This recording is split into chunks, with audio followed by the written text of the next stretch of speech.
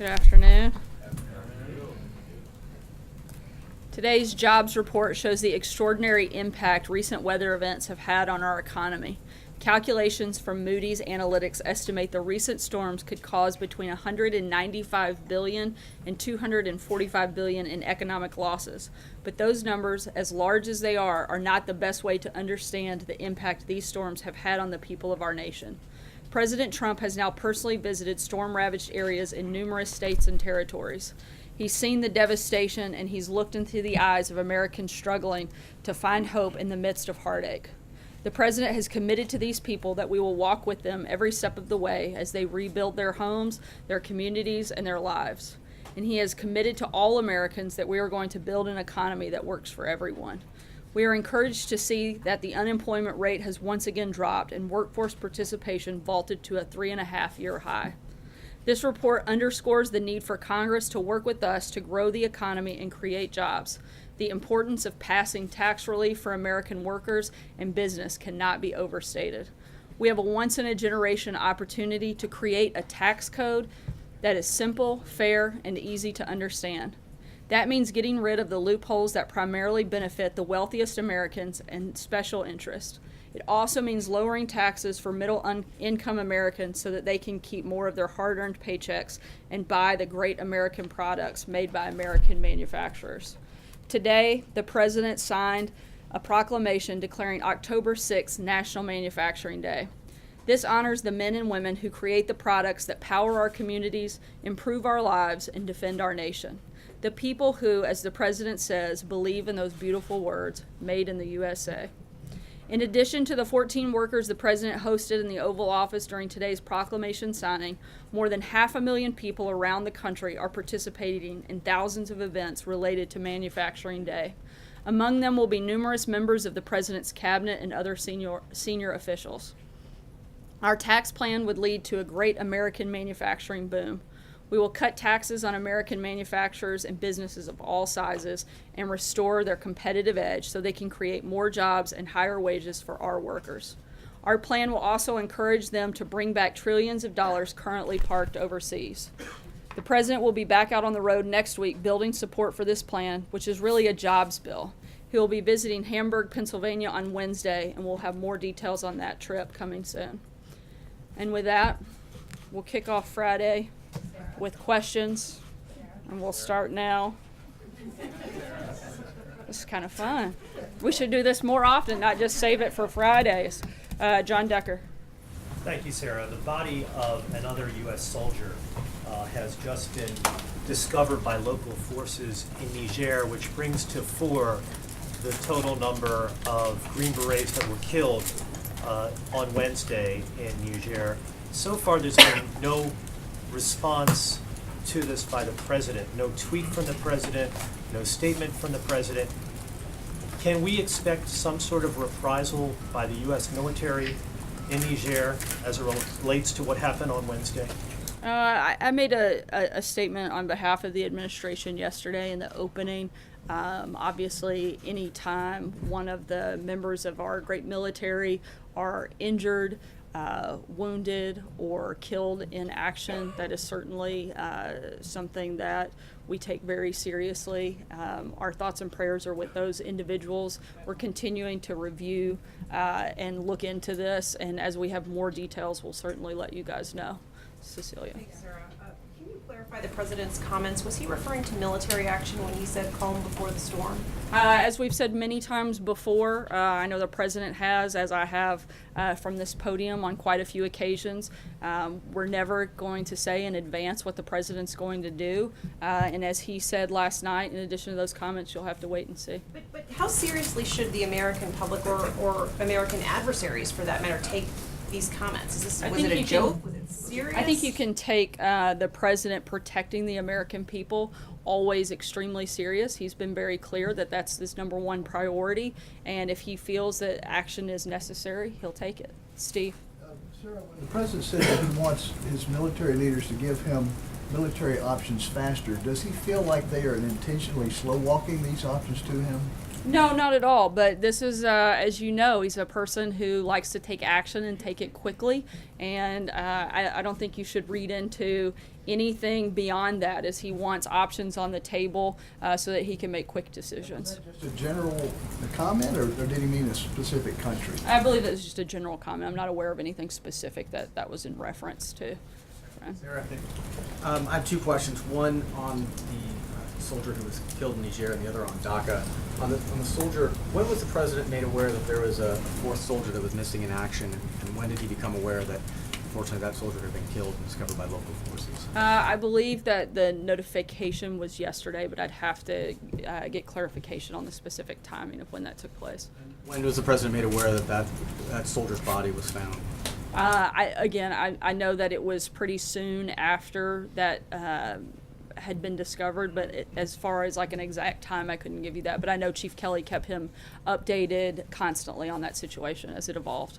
And for the question on DACA, today the president welcomed Hispanic American leaders to the White House. He did not mention his decision to end DACA during his remarks there. He did not renew his call for Congress to protect those who are going to be vulnerable for deportation starting in March. Why did he not bring that up? Look, I think he's been clear. There's no reason to continue to reiterate the same position that he's held. He's called on Congress to act on it. You can expect in the coming days that he'll lay out his responsible immigration reform. I think you can count on that to happen very soon. And that's all part of the process moving forward. But he hasn't been unclear about what his position is on that front. April. Sarah, going back to the calm before the storm. When presidents deal with world matters like this, all options are on the table. Has this White House exhausted diplomacy? Because for him to say the calm before the storm, and listening to what you just had to say. We're continuing to put maximum economic and diplomatic pressure on countries like North Korea. We're going to continue to do that, but at the same time, the president's going to keep all of his options on the table. Our position has not changed. It's been very consistent. Korea, that's the storm. I'm just using that as an example. I think we've got a lot of bad actors in the world, North Korea, Iran. There's several examples there. Blake? Sarah, let me ask you about the HHS decision today to expand the contraception waiver. The ACLU has already filed a lawsuit, or at least announced its intention to, and this was their response. They said, and I quote, "The Trump administration is forcing women to pay for their boss' religious beliefs." They go on to say, "We're filing this lawsuit because the federal government cannot authorize discrimination against women in the name of religion or otherwise." Your response to that would be what? I don't think it's been a secret that I would probably never use the ACLU to get any of my talking points. The president believes that the freedom to practice one's faith is a fundamental right in this country, and I think all of us do. And that's all that today was about. Our federal government should always protect that right, and as long as Donald Trump is president, he will. So then, in not responding to the ACLU, what would you say maybe to the women out there, or to the families out there who now have to pay more out of their pocket to get contraception coverage that they choose and that they desire? This is a president who supports the First Amendment, supports the freedom of religion. I don't understand why that should be an issue. The Supreme Court has validated this decision, certainly many times over, and the president's somebody who believes in the Constitution. If people don't like what the Constitution says, they should talk to Congress about changing it. Hallie. I want to follow up on that. I've got another for you. Given the lawsuits that the ACLU has already filed, said it would plan to file, is the administration prepared to defend this contraceptive mandate rollback all the way to the Supreme Court if need be? The Supreme Court's already made clear what their position is, and it supports what this administration has done. There will be a legal fight that escalates to the Supreme Court I think level. if it does, it'll show that this administration is on the right side of the law. And then my other question, Sarah, was just on the calm before the storm issue again, because if the president wants to preserve Why wouldn't we ask the same question? Well, it's a different question. It is actually. Friday, so I thought maybe we'd change it It's up. actually a follow-up, because if you said the president wants to preserve an element of surprise. So if he wants to preserve an element of surprise, why would he dangle hints about his actions in the first place? I don't believe he did. Matthew. You'll find out and brought up a calm before the storm. So he unprompted. He didn't talk dangled about any hints. specific actions at all. Matthew. If I could ask two questions. First, following up on the HHS change, does the White House have any estimate of how many people could lose access to birth control under this change? I'm not aware. I'd refer you to HHS for specifics on that data. Just a quick follow-up on a different topic. The president repeated earlier today that the U.S. is the highest taxed nation in the world. That's not true. So why does he keep making that statement? Why does he stick to that talking point? I believe there are specific sectors within the country that are among the highest taxed in the world, and we'll be happy to provide. We'll be happy to provide that data to you, John. Thank you, Sarah. I have two questions. First, there's been rumors that Prime Minister Tsipras of Greece will come here on the 17th, meet with the president, and then meet with the vice president on the 18th, and we've had no confirmation. Is the Prime Minister invited, and is he coming to meet the president and vice president? He is, and I believe that date is correct. The 17th, I believe that he'll be here on that date.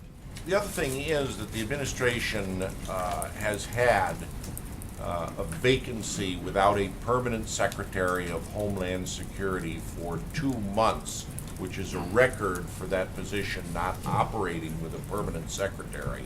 Are we going to have an announcement on a choice of a permanent secretary within days, next week perhaps? And rumors are consistent, he will make Elaine Duke the permanent secretary and send her appointment up. True or false? I'm not going to get ahead of any announcement that the president may make about a permanent person, but I will say that acting Secretary Duke is very competent and has managed the Department of Homeland Security very well in a very tough and trying time given the hurricane season that we've had, and certainly have not wanted to make big shifts in leadership during this time, and while there's so much going on there. In terms of a timetable, we'll keep you posted when we have an announcement on that front. Opinion too, right? I'm sorry? That's what you just said about Secretary Duke. The testimony you gave is the president's opinion of her as well. Yes, he's happy with the job that she's done as the acting secretary. Jordan? Thanks, Sarah. Senator Cornyn said that the immigration principles that are being floated out there would be harmful to the DACA negotiations. He believes that DACA should be kept separate from any discussion about legal immigration. What is the White House response to that? I mean, are you guys committed to attaching legal immigration to the DACA debate? We want to make sure that whatever we put forward is a responsible immigration reform. That's not one piece of this process dealt with separately. We need to make sure that we're addressing all the problems so that we're not dealing with this again in 2, 4, 5, 6 years, but that we're putting forward a very thorough and full plan. And that's what you're going to see coming from the administration in very short order. Fred? Oh, thanks, sir. Two questions. First, does the White House have any view on the CFPB rule on payday lending? Not that I'm aware of. I'd have to check on that and circle back with you.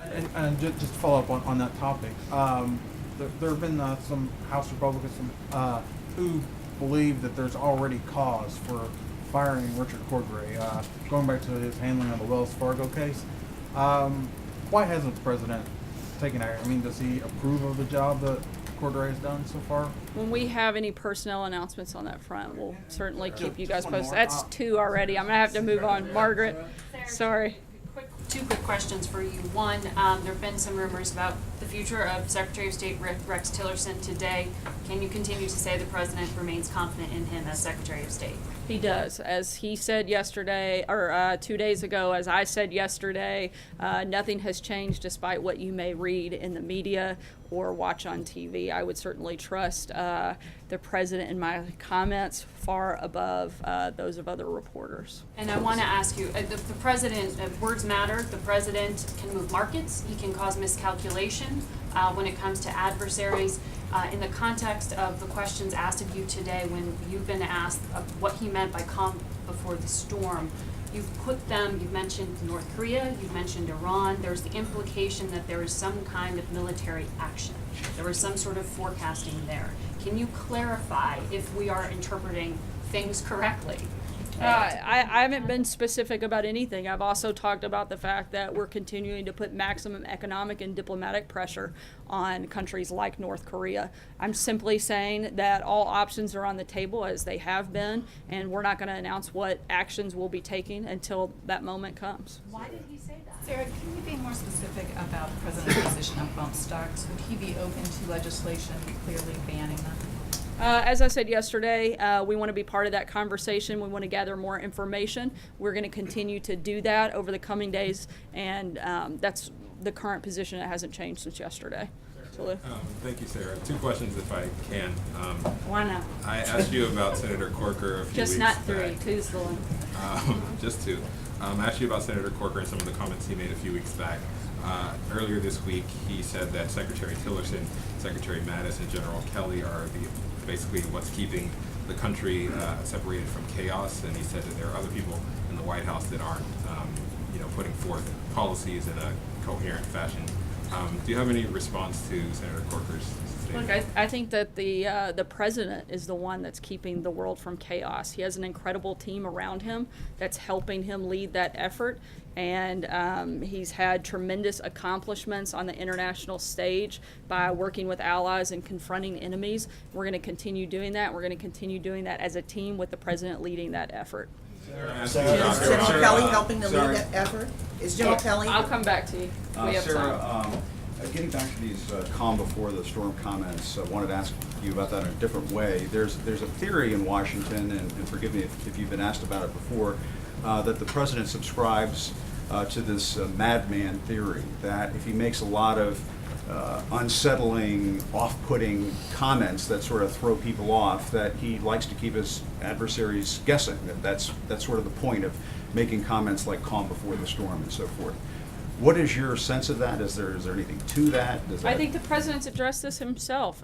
He certainly doesn't want to lay out his game plan for our enemies. So if you're asking, is the president trying to, do that? Absolutely. I mean, I don't think I don't think that that's a secret. I wouldn't say necessarily that he's trying to throw people off, but he's not trying to broadcast or telegraph his exact actions. I think we've seen what a failure it is when an administration does that, and this is a president who's going to do it differently and do it better. Just a quick follow-up on that. So when people are, when they sort of catch their breath in this town, when they sort of hold their breath in this town, when he says something like that, you have a smile on your face. I mean, is that somewhat satisfying? No, I just picture people in this town actually holding their breath. That might be a welcome surprise for most of America. Go ahead. Sarah, just one more thing I want to pick up on what Margaret was trying to get at, I think, is let me put it to you this way. Can you exclude the possibility that the president was actually just being mischievous? That he was messing with the press a little bit when he made that comment? I wouldn't say that he's messing with the press. I think we have some serious world issues here. I think that North Korea, Iran both continue to be bad actors, and the president is somebody who's going to always look for ways to protect Americans, and he's not going to dictate what those actions may look like. I don't think there's anything beyond that that I can add on that front. Substantive question on Iran. A couple days ago, Senator Tom Cotton gave a speech in which he said he believes the best outcome for the Iranian nuclear deal would have it to be referred to Congress, but rather than have Congress reimpose sanctions, which he called a backward-looking step, we would use this period of 120 to 90 days to renegotiate several terms of the deal. Does the White House think that sounds like a plausible, like a good way to deal with the Iran nuclear deal? I'm not going to get ahead of the president's announcement on the decision that he has. What I can tell you is the president isn't looking at one piece of this. He's looking at all of the bad behavior of Iran, not just the nuclear deal as bad behavior, but the ballistic missile testing, destabilizing of the region, #1 state sponsor of terrorism, cyber attacks, illicit nuclear program. He wants to look for a broad strategy that addresses all of those problems, not just one-offing those. That's what his team is focused on, and that's what he'll be rolling out to address that as a whole in the coming days. Steve? Follow up on that. Is it the president's wish that Congress reimpose sanctions on Iran for those bad acts you're talking Again, about? I'm not going to get into the details of what the president's decision is until he makes that later in the week. One other question about Cuba, Sarah. Sarah, about Cuba. Our CBS News reporting today has taken the story to a new level. There are now Americans who do not work for the government who are saying that they're subject to these health attacks. The State Department is telling us that there are a handful of Americans who have reported these symptoms. What's going on here? How is the White House viewing this? How are we going to get to the bottom? Something we take extremely seriously. We're continuing to investigate.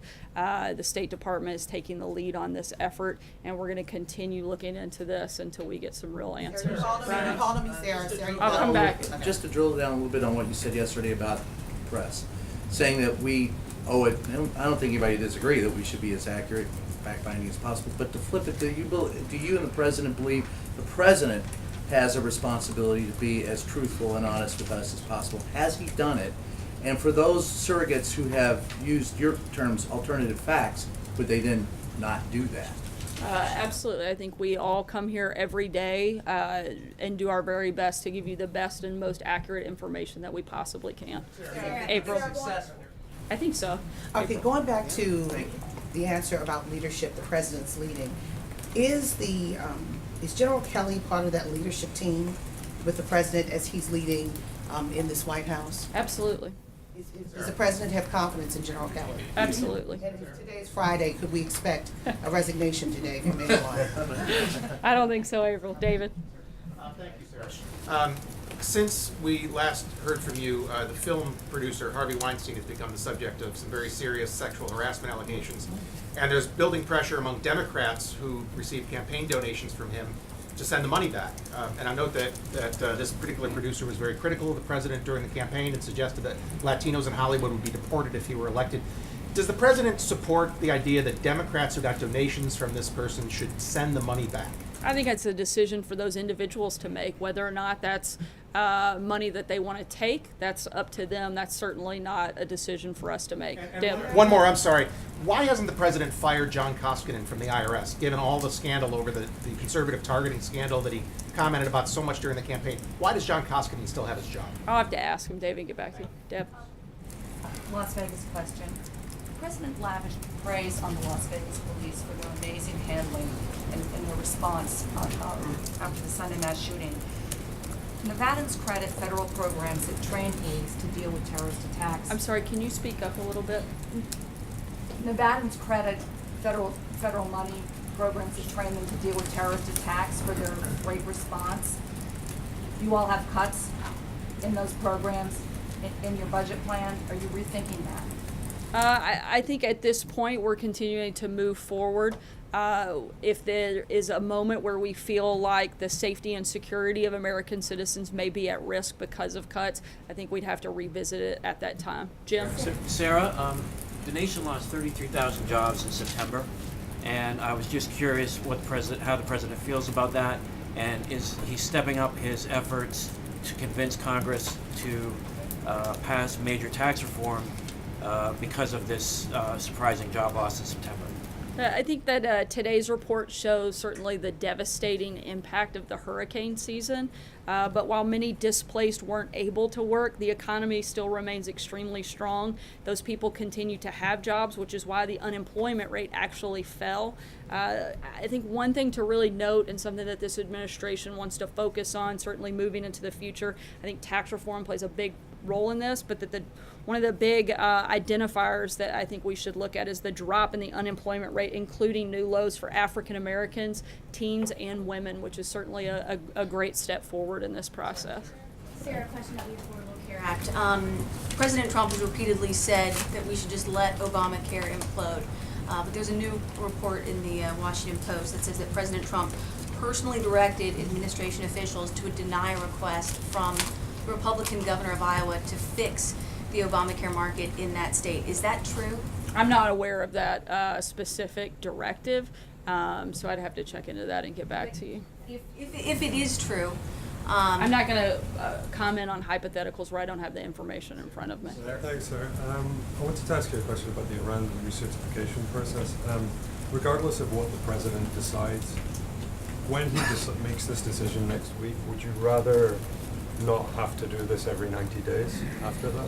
Again, as I said earlier, we're looking at something that is a broad strategy, doesn't just address one part of Iran's bad behavior, but that addresses a wide range of issues. So that would certainly be our focus. Hopefully, they would begin to not be a bad actor and we wouldn't have to do this at all. But our goal, again, would be to address a number of factors, not just one or two things. Peter? Second question. It is It's been 6 two-question weeks since the Friday. president indicated that he wanted Pakistan to move against, what did you say, agents of chaos within Pakistani territory or areas under Pakistani control. The foreign minister was here in the White House this week to meet General McMaster. Have you guys seen any change in Pakistani behavior in those 6 weeks? Nothing specific that I can weigh into at this time, but we'll certainly keep you posted. Peter? Will the president campaign for the candidate for governor in Virginia, Ed Gillespie?